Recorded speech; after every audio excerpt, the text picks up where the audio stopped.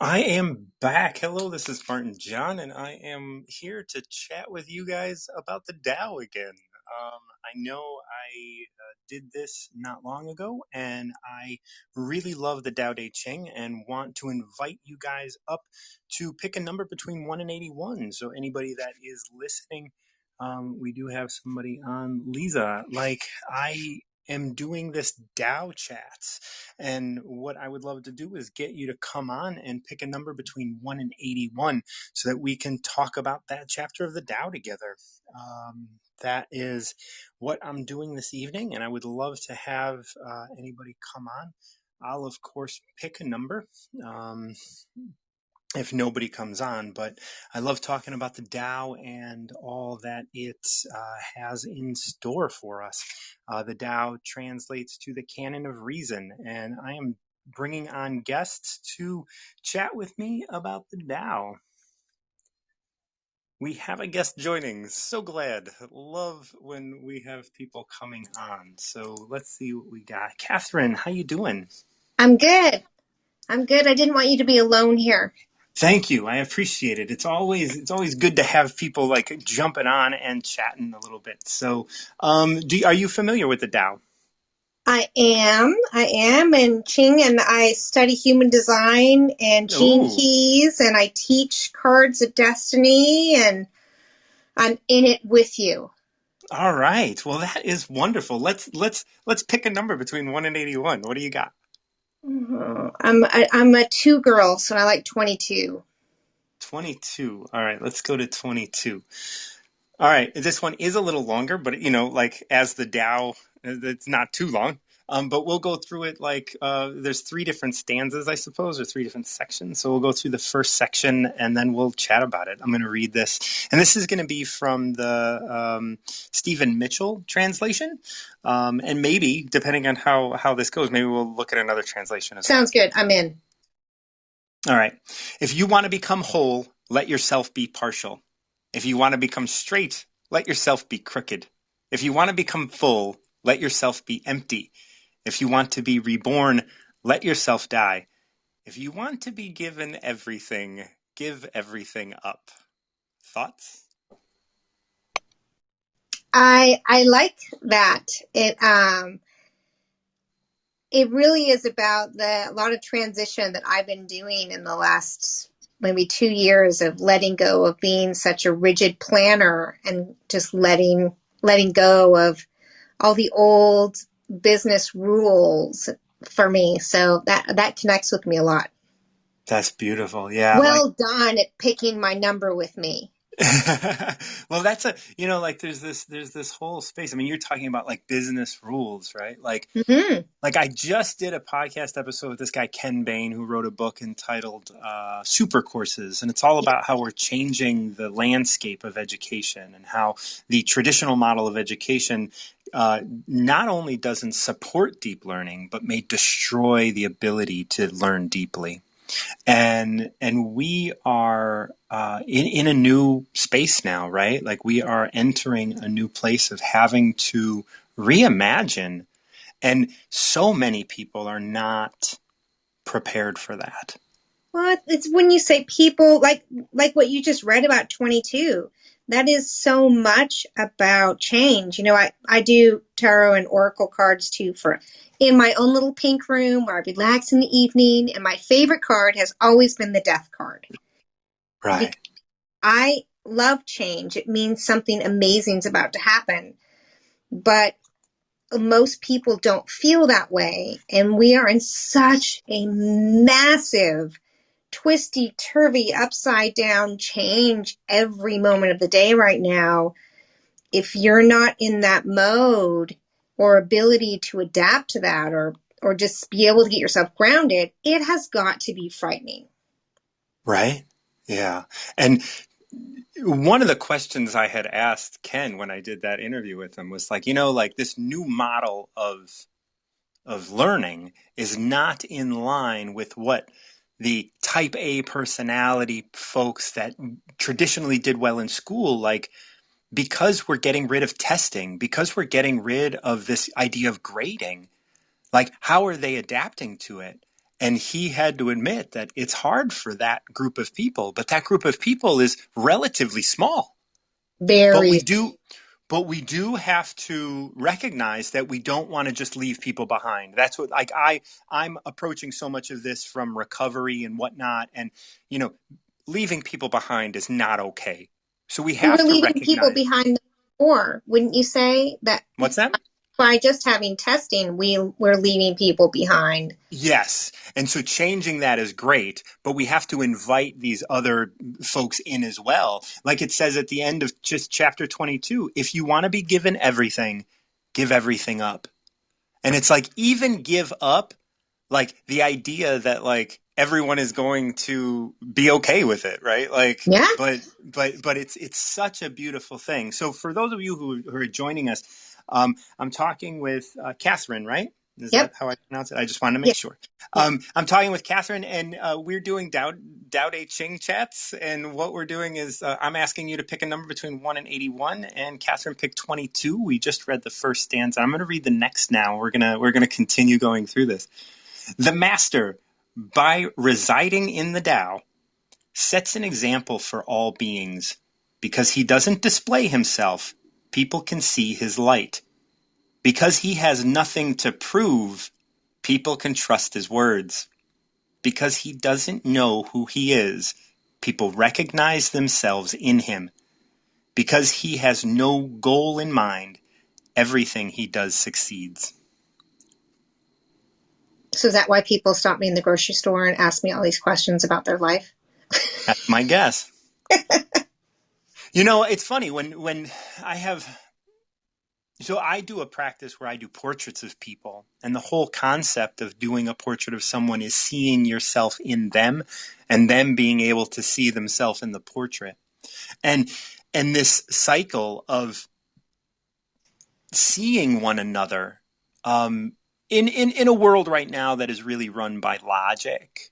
It's opening up, right? This transition that we're moving into is like really being able to see yourself so that you can allow others to see themselves in you rather than your ego getting in the way. Yeah. Yeah, definitely. I mean, that's part of the thing of what I brought intuition to the forefront in business, because it's going to change the landscape and it's more accepted now. Same idea. Right. Yeah. This is, yeah, because he doesn't display himself, people can see his light. That's a beautiful line that, like if you're, if you're out there shining your light all the time, like people can't see you. They're just seeing what you think you are or what you want other people to see you as. But when you can be you without having to prove that you're you, without having to prove anything to anybody, not that like you don't have to prove your value because you know it. Your light shines anyway. It makes me think of that story of the tree where it takes all the light and the smaller tree can't grow. And it's like if you become so obsessed with shining the light on yourself, I see also you're shrinking other people, and also people run away from that because they've got to go to light somewhere. Yeah. And I know I'm not, I try to get away from people that are like that myself. Yeah. I mean, it's, when you try to be big without recognizing that you have no concept of what big is, right? You only have a concept that you've created, your little self, right? Like the Tao is so much more than that. You are so much more than that. And if we are out there in the world trying to be seen as big, no one can see who we are. And we can, and we're hiding from ourselves behind this little definition of big or little definition of important.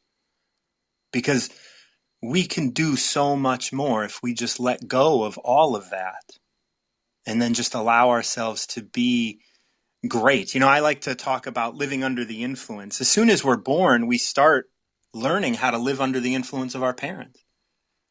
And then we live under the influence of our teachers and our partners and our bosses and the culture that we're surrounded by. But it is beyond that in which we actually exist, the we that is connected to everything. It's beautiful. I like that. That's really well said. I'm going to go on to the last stanza here. When the ancient masters said, if you want to be given everything, give everything up, they weren't just using idle phrases. Only in being lived by the Tao can you truly be yourself. Wow. Yeah, it's true. I also feel like a sentence like that can get misinterpreted because so many people see that as things as material items. We forget that it is letting go of pain, anger. That is also something to let go of. And I think it gets lost sometimes, or the fear of having to do that is too overwhelming. And if we go back to the first verse where it says, if you want to be given everything, give everything up. Mm-hmm. Or if you want to become full, let yourself be empty. If we relate those back to these last lines, then we get to really envelop this idea of what everything is.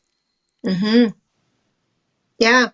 And it can be extremely overwhelming to have to approach it by that. What do you mean?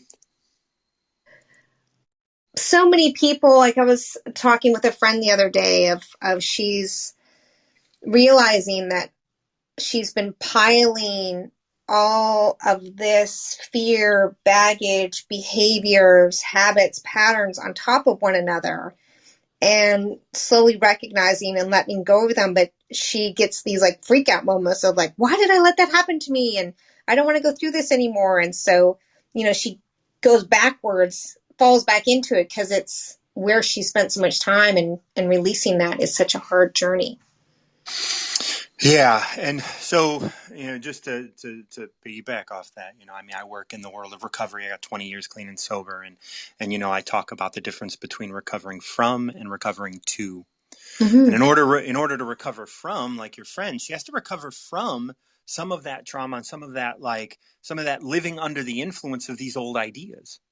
And then once she's starting to think clearly a little bit, like then that journey of recovering too and being able to look forward rather than constantly looking back. But that looking back is such an important aspect of the early stages of separating yourself from that which you're living under the influence of.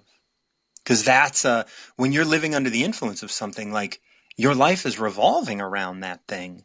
Maybe that thing is just the way you have relationships. Maybe that thing you're living under the influence of is the ideas of your parents or the ideas of your neighborhood even, like and when that solidifies in your life, it can really take hold, in your subconscious or your intuitive theories about the world can really take you for a ride in a way that you're not really aware if you're not adding awareness in throughout your life. And we all have to do that once we, start thinking clearly as adults, not under And the guise of parents. influence of anything, until we Absolutely. take the power back. I always say, like, you can choose how that comment that you read makes you feel. You can choose how you determine a situation, or because someone didn't say hello to you, you can choose how that makes you feel. You don't give someone the power to make you feel that way. They don't really care. They've moved on with their day. And until we take that power back and really know that we have that choice, you can get lost in all that stuff so easily. Absolutely. Absolutely. And it's really important to understand that you are being triggered for a reason. And that has Mhm. nothing to do with the person that made you, that got you triggered. It has to do with you. They could It care has less to do with most you. of the time. Right. And most of the time we would much prefer to play a victim. But if we can give that up we can get everything, right? And that's what this chapter 22 is saying. If we can give up trying to be right, if we can give up trying to be the one who is, like if we can give up all of those preconceived ideas of what it means to be me as an individual separate from everything, well then everything opens to us. Like those comments that triggered us become comments that can help teach us. Yeah, it is so much. It's taking your power back, and then the responsibility and choice. It's an amazing thing. I love this chat, by the way, and I look forward to more. I see my timer running out. I just Yeah. checked in today. I think your concept is great, and I look forward to more of what you do. Thank you so much. I appreciate it. I'm going to go ahead and we'll be in touch. I'm gonna see you out there on Wisdom. Welcome to Wisdom. I don't know how long you've been around. I don't think I've Today. heard you. Oh well, welcome. And yeah, we'll make sure that we stay connected. And I'm looking forward to hearing more about what you do and what you're going to bring to Wisdom. Thank you. We will see you in the wisdom world, my friend. Yes, we will. Thank you so much, Catherine. Okay, that was so wonderful. All right, does anybody else have a number that they want to chat about? I'm here doing Tao Te Ching Chats, and Ching Chats is just kind of a reference of chit chats, and we're gonna just be sitting down and talking about the Tao and different chapters of the Tao. If you have a number between 1 and 81 that's popping up in your head, why don't you click that button and come on, and we'll chat a little bit about one of the Taos. If you have a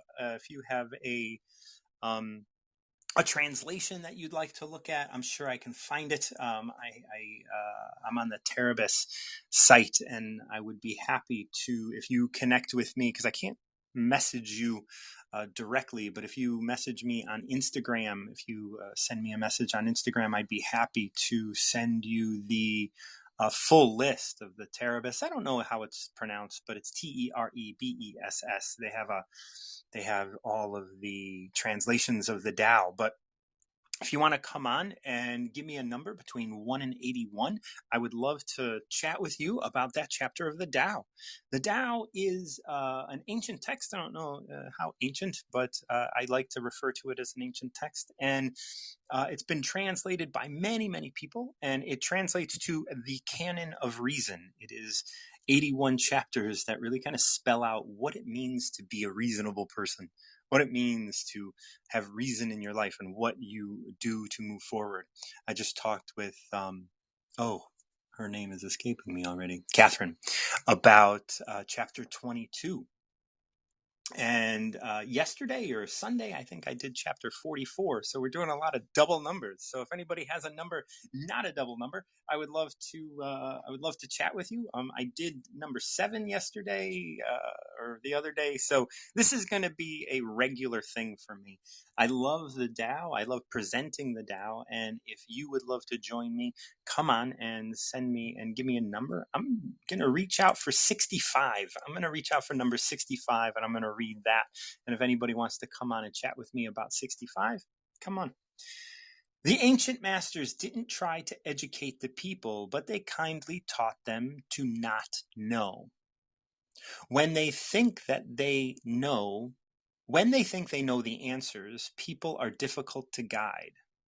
When they know that they don't know, people can find their own way. Oh, that's really beautiful, right? Like, how beautiful is it to say, like, when people don't have an answer, they can find their own way. Today's world, that's not necessarily always the case, is it? So I am doing Tao chats. If you have a number between 1 and 81 and want to come on and give me a number, we'll go through that Tao chapter together. The rest of 65 reads, if you want to learn how to govern, avoid being clever or rich. Wow. If you want to learn how to govern, avoid being clever or rich. The simplest pattern is the clearest. Content, not content, but content. Content with ordinary life. You can show all people the way back to their own true nature. That's something that I, with my Recover Yourself really want to embody. I want to help people get back to their true nature. It's really important that we can touch our true nature in some way, because if we don't know who we are, we're running around looking for answers from other people. But even the Tao in this chapter 65, it said, when they know that they don't know, people can find their own way. What a great thing. And that is an uncomfortable experience, right? It's uncomfortable to not know. It is uncomfortable to not know where we're going, to not know that we, or to know that we don't know something. It's uncomfortable. And in our world today, because of our education system, because of the way the economy works, because of all of these things, we don't want to admit that. We get uncomfortable, and what do? We pick up our phones and we find the answer. But it's not necessarily our answer. It's not necessarily the answer that's going to resonate with us. When they know that they don't know, people can find their own way. What a great way of looking at it. Imagine if everyone didn't know and was comfortable with not knowing. Once again, I'm doing Tao Te Ching chats. This is going to be a regular thing that I'm going to do. If you have a number between 1 and 81, come on and join me and give me a number. I would love to chat with you. Oh, we have someone coming on now, and we're going to pick another number, maybe. Hi. Hey, how are you? Is it Andy? It's Andy. How are Andy, nice to you? see you. I am doing very well. I love your name. It is spelled so, it's beautiful. It was just I was 16 years old and someone told me that I needed to make it more feminine and that androgyny was unacceptable, so I made it more feminine and now we have two E's. Oh, But well, I don't, I I'm don't, too I don't late to see that change. necessarily as being more feminine. I think the two E's together I think it's just sexy. I think that's really nice. Oh, I love it. I love it. Yeah. I just wanted to jump on. I am such a novice to the Tao, but I just finished Wayne Dyer's Change Your Thoughts, Change Your Life, and He his loves the Tao. analysis. Oh my God.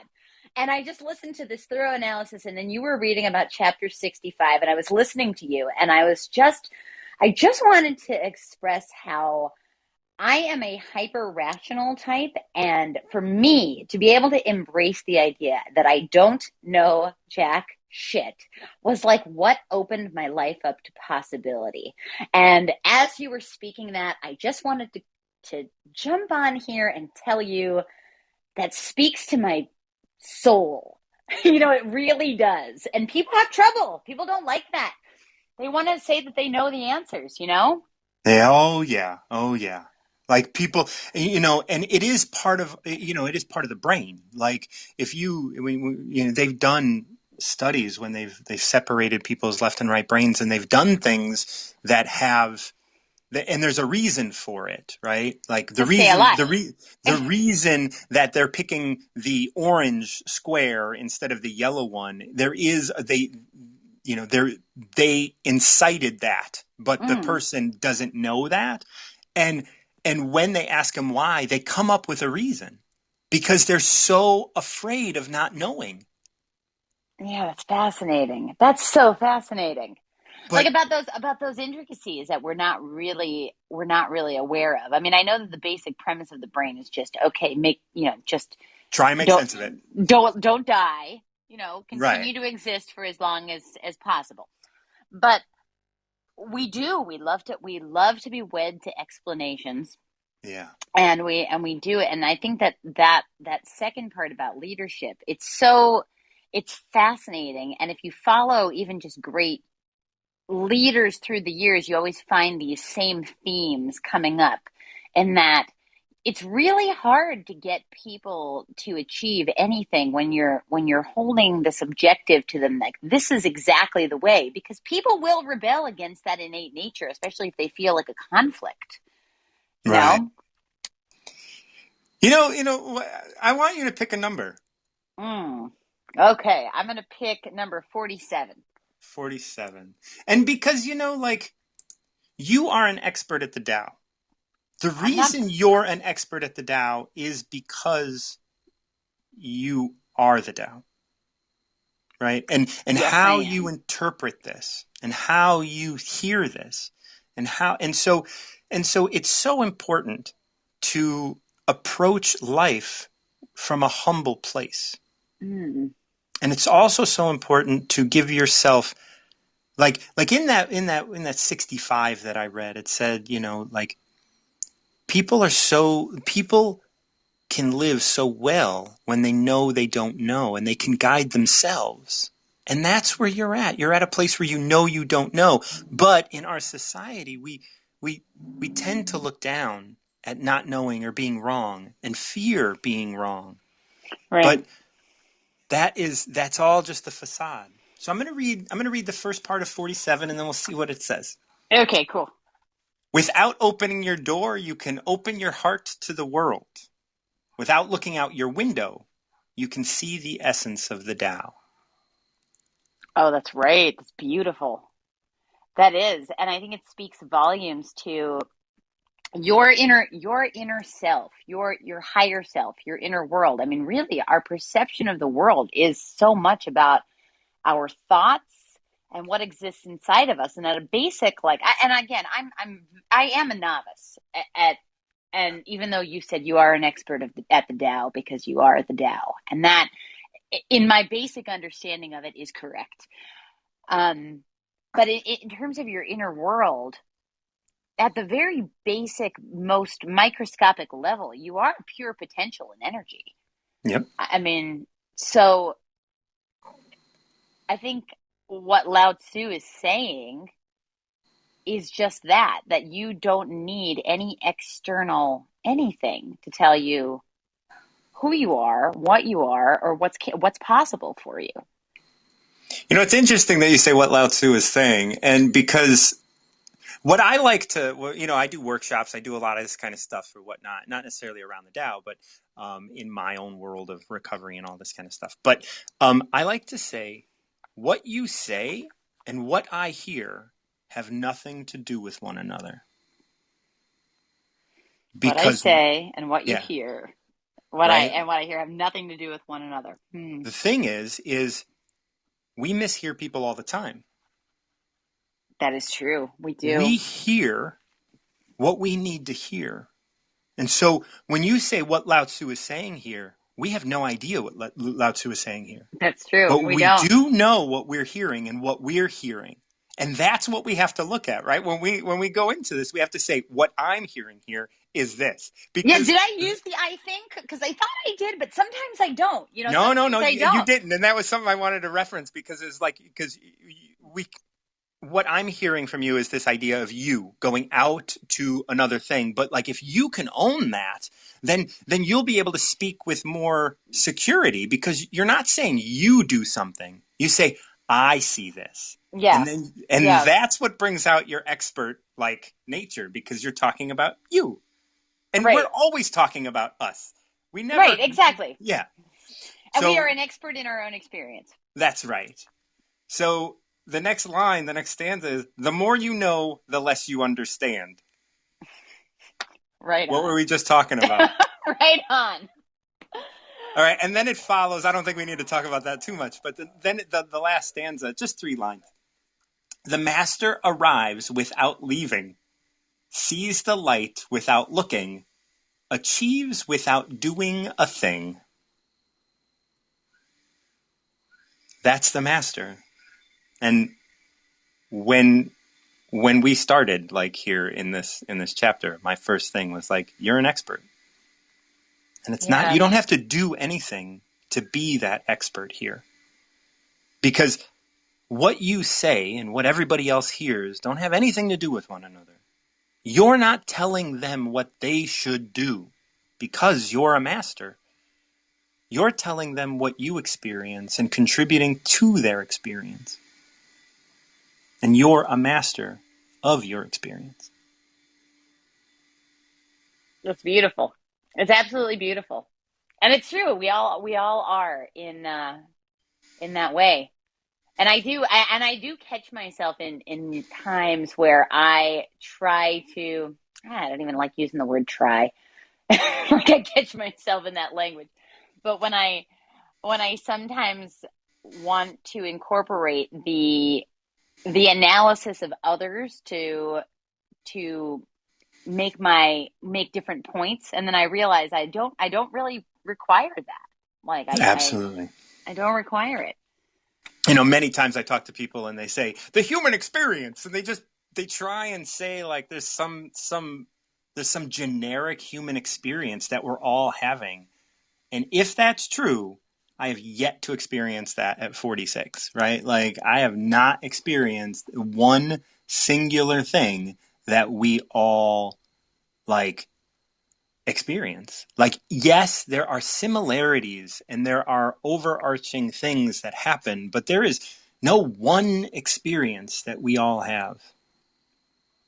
It's and that's the beauty of it. Absolutely. The eclectic nature. And then I think that is one of the biggest lessons that I learned over the pandemic, particularly, was that my experience before, I had a group of people that I had worked with for 10 years. None of us do that work anymore. None of us work. That's not really even relevant, but we did the same work and we did it for a long. It is relevant, but we did the same work and we did it for a long time. We don't do it anymore. That's the short story. I was losing track of what I was saying. Yeah. And because of this, I was convinced that we all were having the same experience through the pandemic. Like I thought, well, we've all been in this so long and we've all done this so long and we're all kind of the same. So we're all having the same experience. Like nothing could have been further from the truth.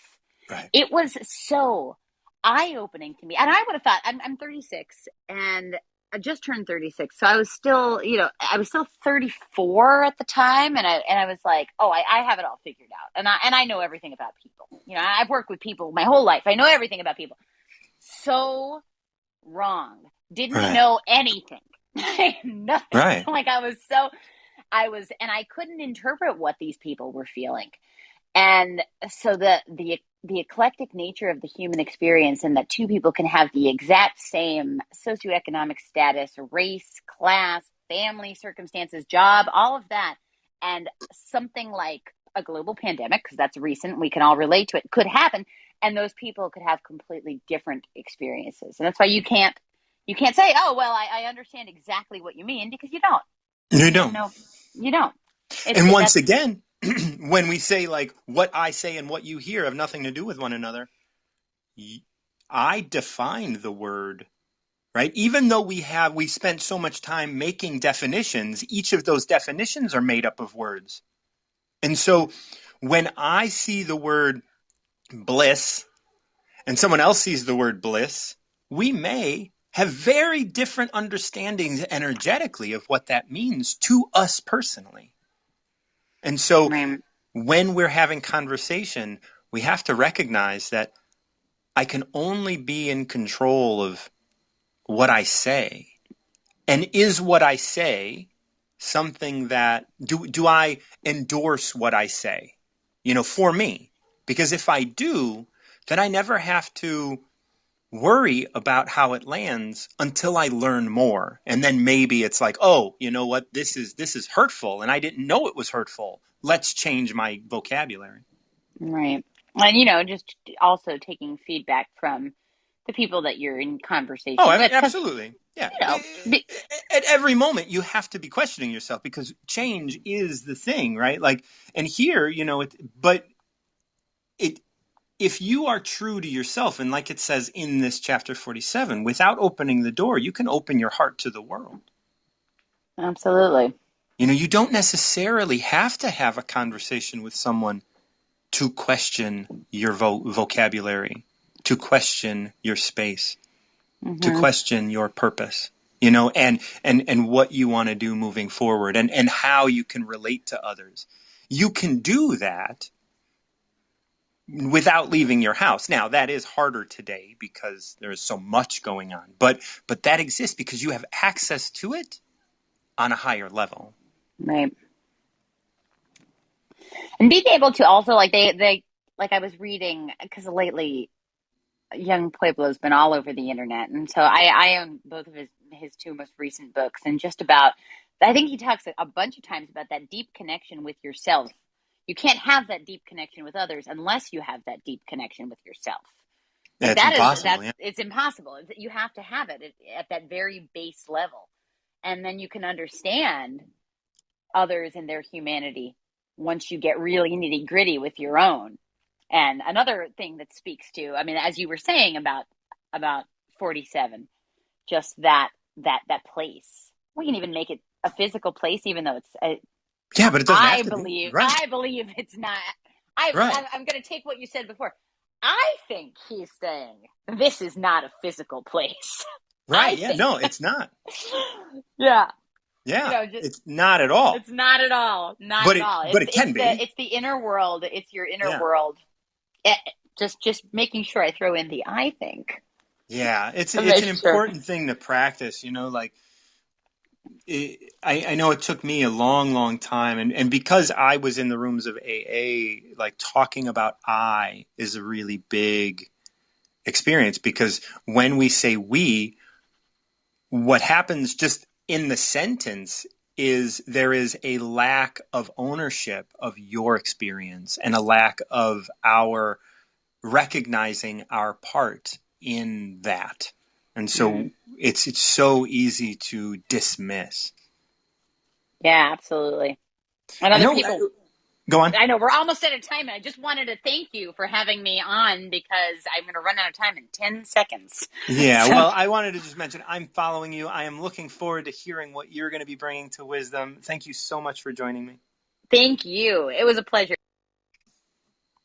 Okay, well, we went through a couple today. Does anybody else out there want to chime in? I know I had someone on the line when Andy came on, but yeah, I am here to talk about the Tao, and we're going to be just going through chapters of the Tao. If you want to come on and pick a number between 1 and 81, we will just have a little fun and read that chapter of the Tao. We went through, I believe, 44, 22, and 47 today. If anybody wants to come on and give me a third number, we could just chat about that. And it's funny. I think that when I was talking to Andy, we definitely touched on some of the things that we read in 22 as well. When we said, like, if you want to become whole, let yourself be partial. If you want to become straight, let yourself be crooked. If you want to become full, let yourself be empty. And all of the things that we were talking about around, ownership of those identities, that like me in the middle of everything. It's such a big deal. It's so beautiful as well to just be able to, sit down with somebody and contemplate, like, what does this mean? And what am I hearing?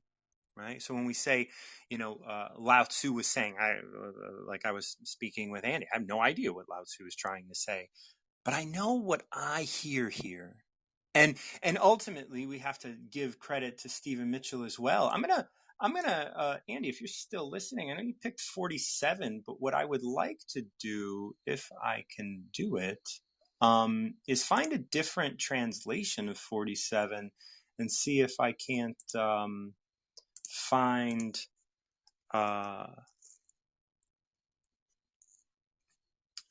a way to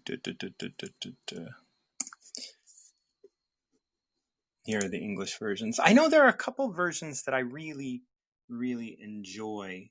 Not Aleister Crowley. There's Wayne Dyers. Wayne Dyers is here. So Andy, if you're still listening, definitely reach out to me on Instagram or something, and I'll get you the TerraBest link so that you can check out different translations of the Tao.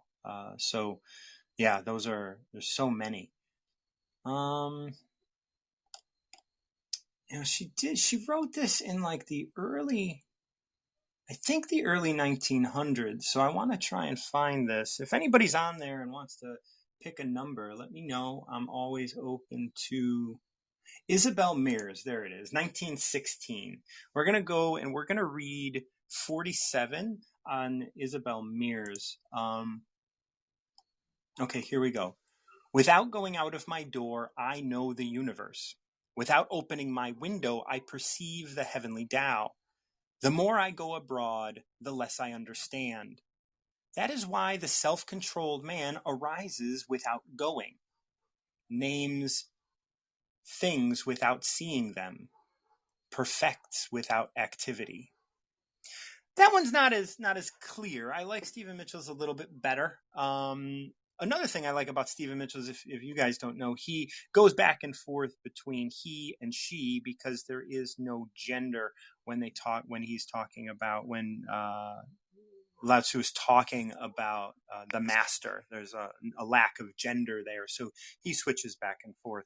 So if anybody's just coming on, I am asking you to pick a number between 1 and 81, and we can read that chapter of the Tao Te Ching together. The Tao Te Ching is a text on reason and living a life of reason. So if you are interested in chatting about the Tao, I would love to have you on and see if you'd like to pick a number. Once again, my name is Martin John. I talk about recovery mostly, but the Tao is something that got me really that helped me really solidify my recovery and solidify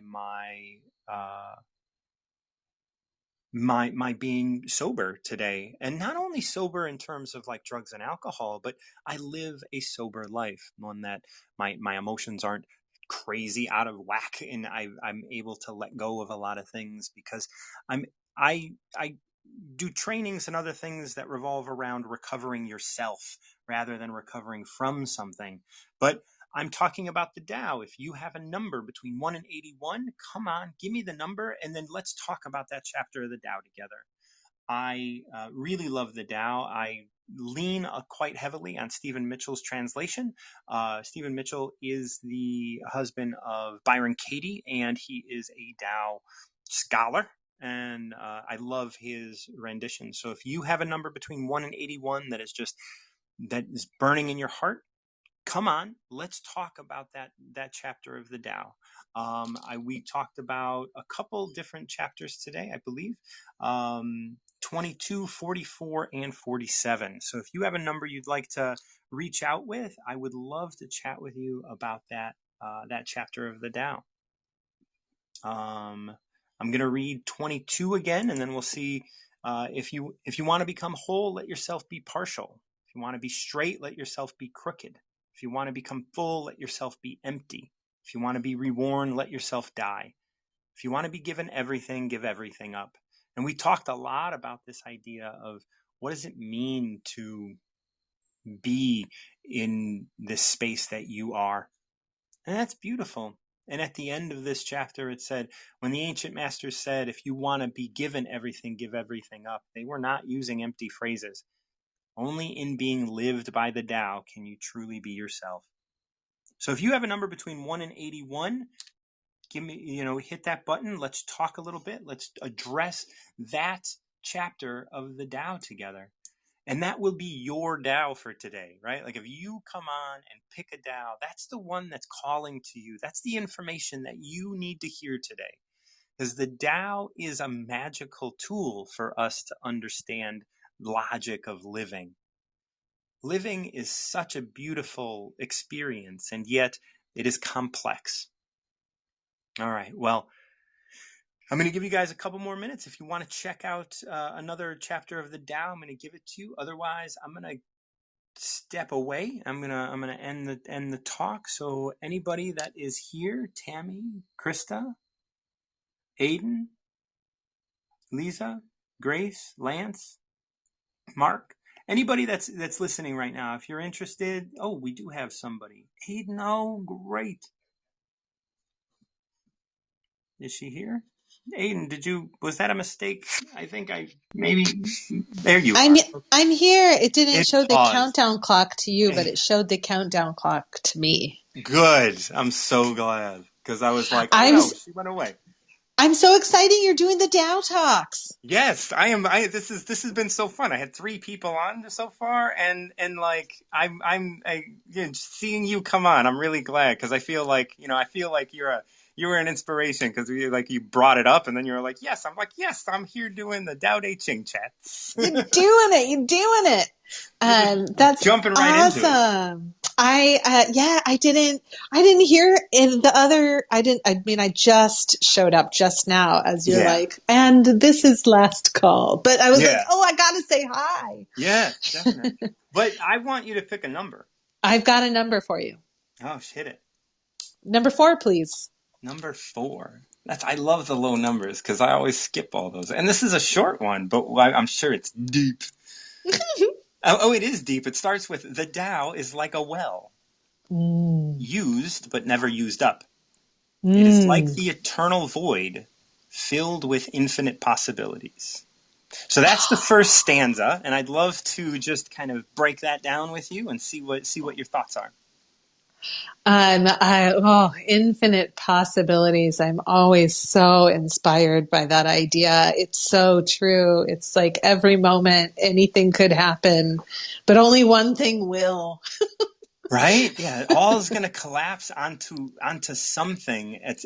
And it's like a funnel, right? Mm-hmm. But even like if we take in those first 2 lines, the Tao is like a well, used but never used up. Like we're constantly using the Tao in our life, and we're in flow with it, and we're kind of in conversation with it. And as that, and I like to look at it as in conversation with God, because I always think that you will never be everything God wants you to be. Like everything the universe needs you to be. I mean, you're going to be everything the universe needs you to be, obviously, in the end. But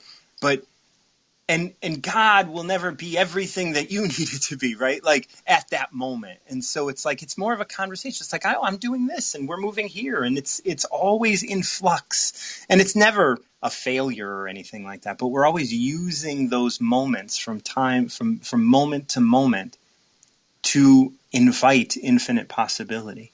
I just love that. What a beautiful idea. I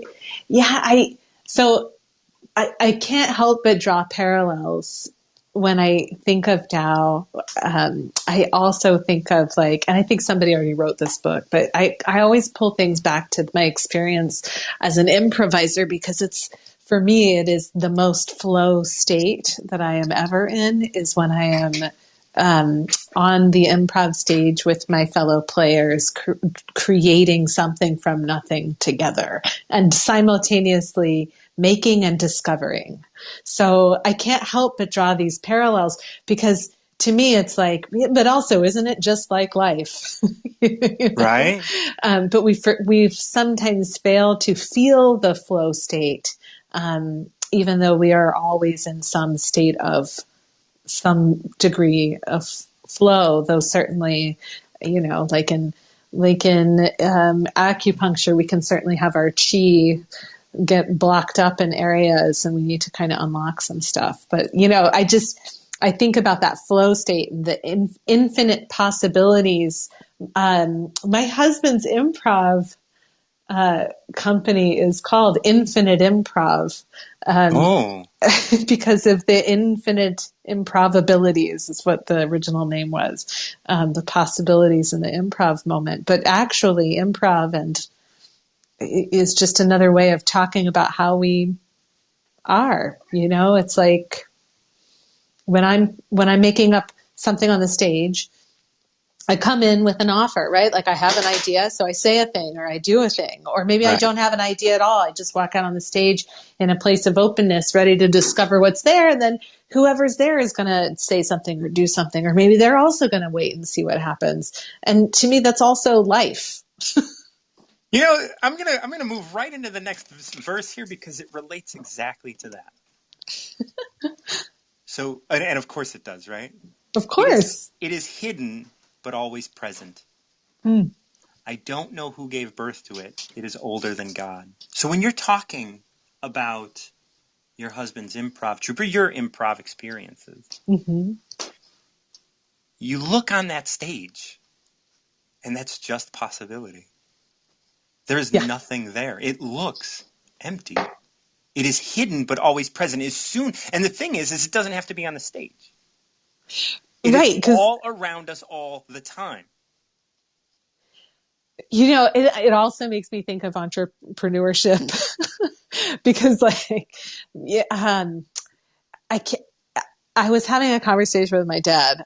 It's like I have little to no evidence that what I'm doing is working as a person who's doing everything on my own. I don't have. You and me both, girl. Come on. You know what I'm Come saying? on, Like, yeah, right. Like, kill it, Will. probably Just everyone keep listening doing it.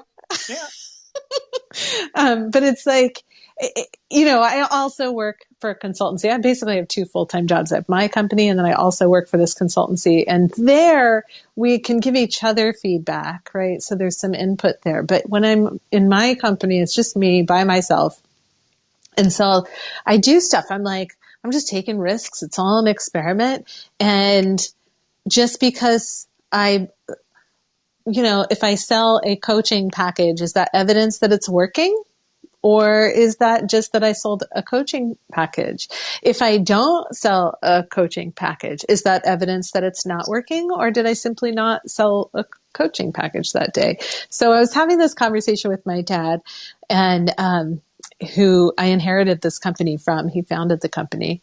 And and he was like, that's basically the definition of entrepreneurship, is an unreasonable amount of confidence that what you're doing could lead to something great. That's beautiful. I know, right?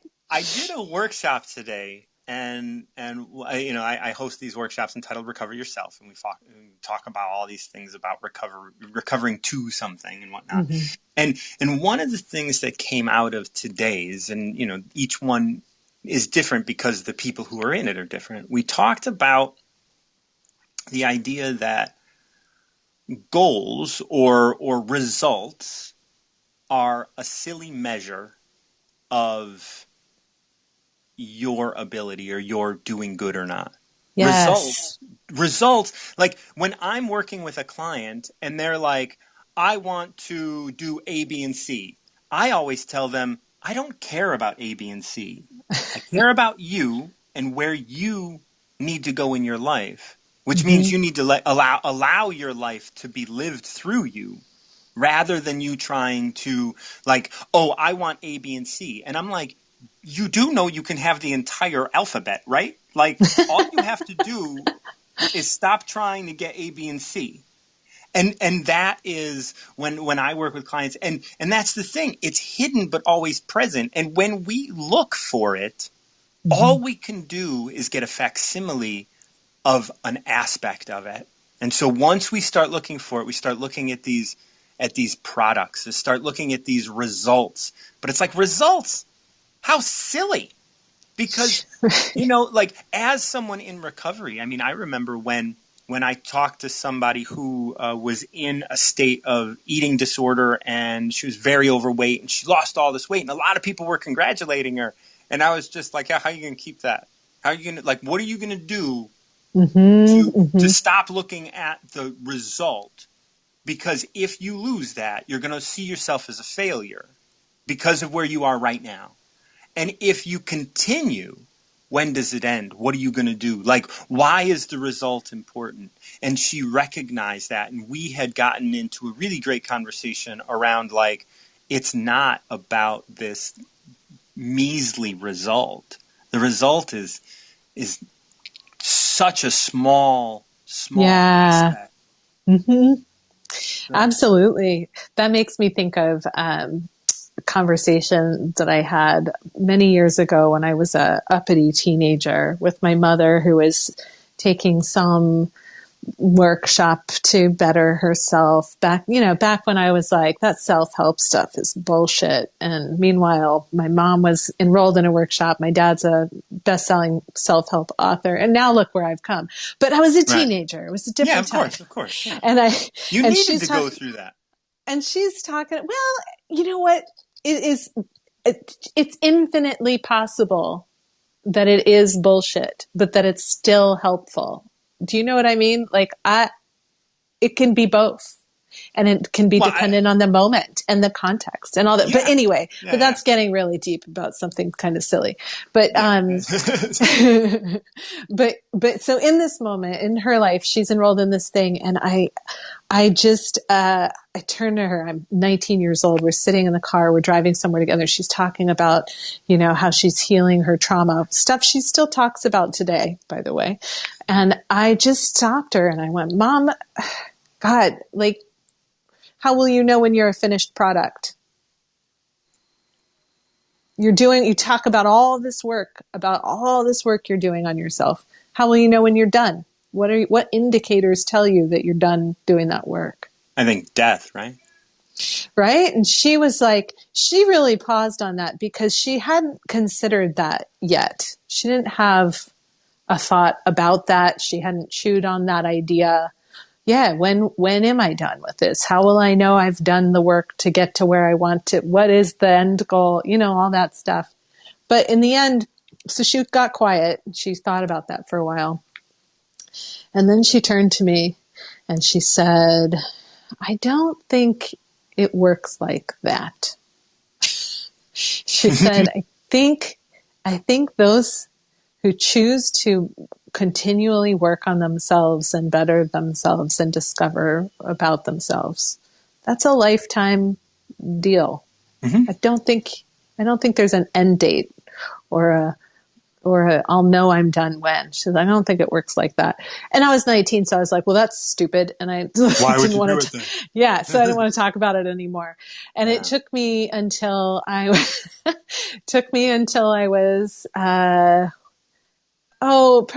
probably like well into my consulting career, before I understood what she was talking about, and I started my consulting career by helping people with really specific outcomes. And that's still what I like to do the most.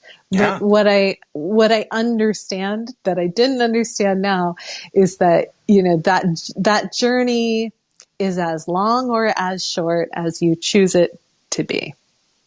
I say no matter how much work you have done, Mm-hmm. the amount of work in front of you never changes. That's true about data entry as well, by the way. Well, I guess it depends. Like I did, I've done some tech work, and I like finite numbers, right? There are a finite number of businesses in the United States. That number's big, but it's finite, and so you do get closer. You do get closer to an end, but in that like self work, I was talking to somebody in the workshop I did today, and we mentioned that um, you know, he experienced a breakthrough. It's like, wow, I think this really kind of covers like 90% of what I'm doing. And I was like, right, but you still have 100% of what's left. So like, yeah. You have no less. It's just different now. Now you have something that you can hold on to and move forward with, and that's great. But that doesn't change how much is in front of you. You always have more to do. And if you think you're done, check if you're breathing. Right. I think it can feel daunting, this idea of infinite, right? That can feel like, oh my God, that means it's never ending. But I prefer to think of it as permission. Which is again really similar to the improv stage. The idea that we could, I'm going to drop out in a second, but I'm going to click the rejoin button and come back. If that's cool. Yeah. I see the countdown timer counting down. You got it. You're like, can I? No, I can't do that in 44 minutes, 44 seconds. But it's like on the improv stage, when you're making it up, when you're making up a play or whatever, the infiniteness of the possibilities is simply permission to do what the moment helps you discover. And I think the same is true for all of this. Infiniteness can be permission to experiment, grow, and continue to learn. It doesn't have to be daunting that there's an infinite amount for us to explore. And I see it, and I hope you can still hear me, and I hope you come back on. But what I see in terms of that infinite is infinite opportunity to play. It's infinite opportunity to enjoy. It's infinite opportunity to have a good time thinking or being you. I mean, how much work is it to fall into the trap of living under the influence of other people? It's like we can do that so readily. We can live under the influence of our parents, our job, our neighbors, our friends. We live under the influence of those things, and we have to constantly check in with those things if we're doing it right. Mm-hmm. But if we can continue to explore, and the way my terminology is recover ourself in it all, we don't have to check with anybody, and we just have fun doing it. Because it's so like the infinite possibility to me reads as like there is no end to playtime. Mm-hmm. Yeah. Yeah. I mean, I feel like that's that connection, right? That, I know we're kind of talking in spirals around this idea, but I feel like that's very Tao-like anyway. Or Right. maybe it's not. Who knows? Closer we are to the truth, the farther we are away from truth. But, it's like the entrepreneurship thing, right? It's that same thing. There's this, if you can approach your business like an experiment, that's really a beautiful thing.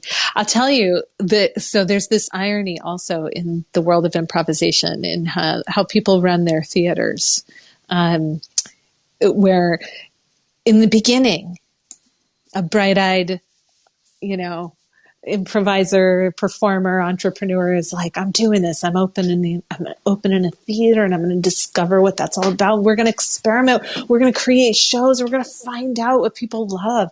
And it's this really experimental place. And there's so much discovery. And it's like the performers in that world thrive because they get to bring all of their creativity, and all of their ideas get accepted. And then what happens is the audiences give you the kind of feedback with their pocketbooks to what they like the best, because they keep buying tickets to come see shows that are like other shows that they've seen, or, they want to repeat the experience that they had that initial time. So they just keep buying tickets to the same type of show. And what eventually happens in the life cycle of an improv theater is they stop getting creative because they are afraid. Right. They are afraid of losing what they've built so far. And it really kills the creativity, and inevitably they'll lose some really valuable cast members during that part of their life cycle, because the most creative, adventure-seeking performers are like, you know what, I'm going to go somewhere where my ideas are appreciated. When you started talking about this, I pulled up another translation of 4 that I think might fit really nicely to what you said. So I'm going to read this. So this is, I believe, Emily Chen. Let me check to make sure that is right. Ellen Mary Chen, and this was translated back in '89. Tao is a whirling emptiness, yet in use is inexhaustible, fathomless. It seems to be the ancestor of 10,000 beings. It blunts the sharp, unites the entangled, harmonizes the bright, mixes the dust, dark. It seems perhaps to exist. I do not know whose child it is. It is an image of what precedes God. Oh, that last sentence gave me goosebumps. Right? Like it is the vision. It is an image of what precedes God. The Tao that we are existing, like this cycle that you're going through. It's like that birth and then the solidifying, right? Like the bringing things together and then the falling apart. That is the cycle. That is the Tao. I'm remembering, I wish I could cite the human being that brought this thought to my attention, but this idea that we are dying in every moment, both literally and metaphorically. and we watch our children dying before our eyes, and this can sound so sad and morbid, but again, it's this idea that infinite can feel limiting and infinite can feel freeing. Right. And what they meant by that was like, so if I look back at pictures of my daughter when she was 2, that child is gone. They're gone. Yes. That's not who she is anymore. And nor is will something she that's ever still be. connected to that, but it is not who she is. Absolutely. It's part of her story of who she is today. Right. When she looks back at those pictures, she has memories. When I look back at them, I have memories. Sometimes they are shared experiences, but our memories will always be different. Yeah. And neither of us can bring back that child in that moment. Right. And so that, to me, that's part of that. It's part of that cycle. It's like, and we all experience it in these different capacities in our lives. It's just example after example after example that pops to mind, right? And I think that maybe is the experience of this, it's cycle, it's observation, it's infinite, it's whirling emptiness, as the first line of this says. The Tao is whirling emptiness. Yeah. And that's, like I talk about, like, experience and existence is created and destroyed every, like 1,000 times a second. Like in every moment arises and then is destroyed, and then arises and then is destroyed. And, the Tao definitely talks about, throughout many passages, talks about this idea of dying without perishing. Mm-hmm. That 2-year-old daughter of yours did. She died, but she didn't perish. Right? When I was an alcoholic, I died, but I didn't perish. I continued, and I have a life today, but it is not as it was. Just like I died last night. I died 10 minutes ago. I died before I started this, and I came back as who is now here. And when I leave this talk, it will be enlightened to another degree, and that who started this talk will no longer exist. Yeah. I love that so much. Who wouldn't love that? That's some juicy shit, right? Like, sorry, that's a really disgusting turn of phrase, but no. I'm a big swearer. Like I don't vivid. I don't have any. Actually, today I put out my email. I put out an email every Tuesday, and today's email has a quote from me, which is, "Don't let words get in the way of a good conversation." Oh, I love that. That's great. Yeah, I think it's such a powerful thing. In the work that I do a lot around communication skills, it's around this idea of creating a flow state. That's sort of the ideal, that anyone who's working in a company and wants to have really amazing collaborative outcomes, you should be striving for that. You want to be in a flow state, whether you're a leader, whether you're, reporting up, whatever. And I think it's just really interesting because, I talk a lot about what creates resistance and what creates this flow state. And I'm kind of reflecting on, these moments when we are holding on tightly, when someone in the room, when I am holding on tightly, that's when resistance becomes a real obstacle to overcome. And there are physical examples of this, but it makes me think of this idea that, right, we're dying but not perishing. People are afraid to let go of their ideas because it feels like part of them is dying when they let go of their idea. And it's true. It's definitely true. And, or like when somebody's shooting, think about the language we use. You're shooting down my ideas. It's like, you're cutting the idea, this whole thing, you've cut it up to pieces, like we use this language, it's violent language, because it feels so personal when somebody doesn't take your idea and do something with it. And that's not for everybody. Like, some people don't take it personal. Oh, sure, of course. And that's one of the interesting things about all of this, is that it is so individual.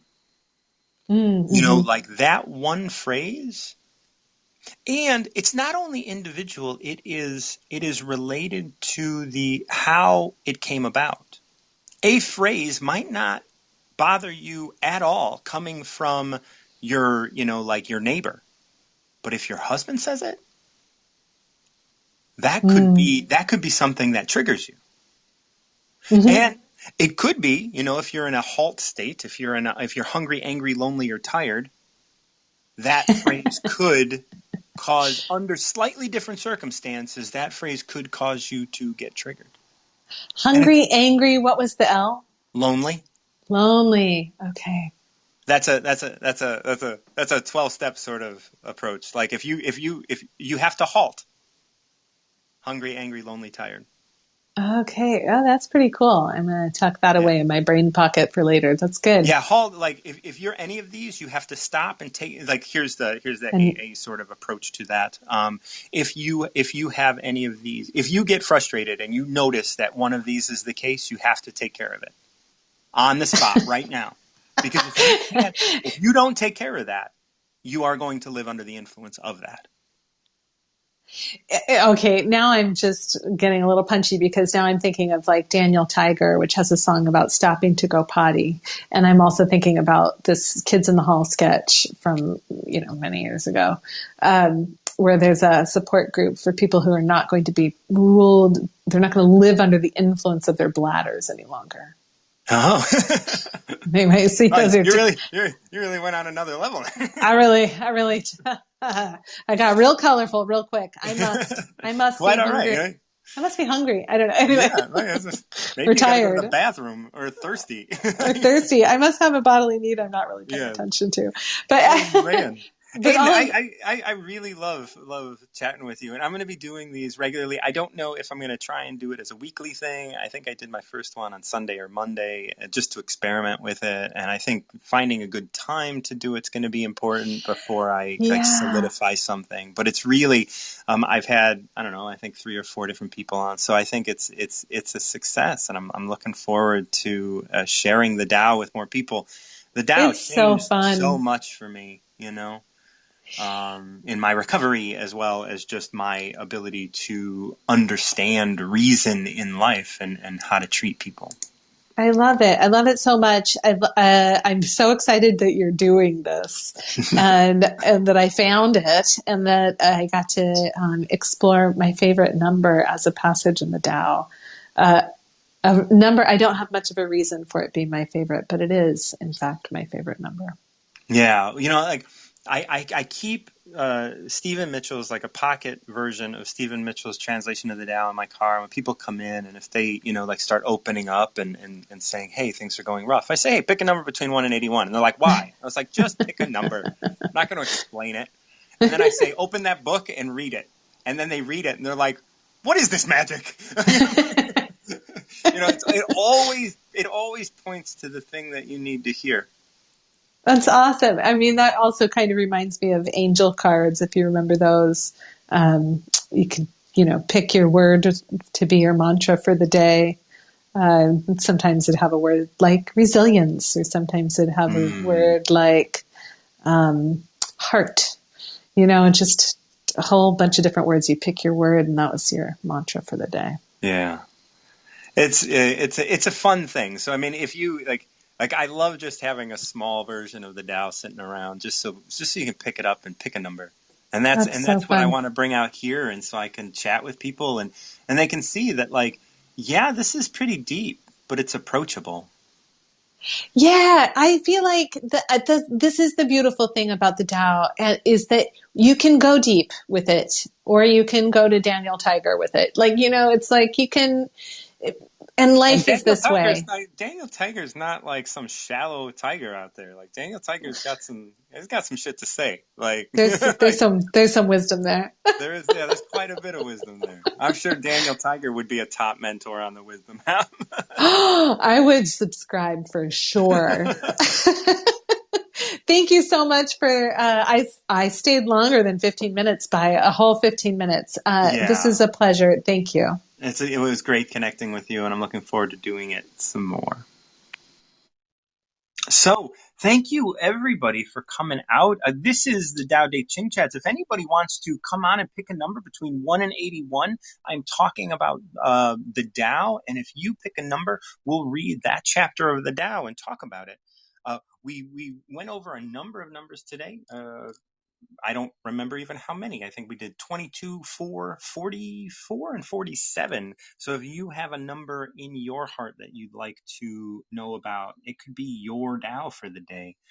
Taos of the day is so important. We can gain so much access. Once again, the Tao translates to the canon of reason. And, just it's about living in a space of being reasonable and understanding that we are not alone out here and that we are connected to each and every one of us. And when our egos and when our identities get in the way, we can really get lost pretty fast. I appreciate your time. Thank you so much for joining me. And until next time, keep recovering yourself.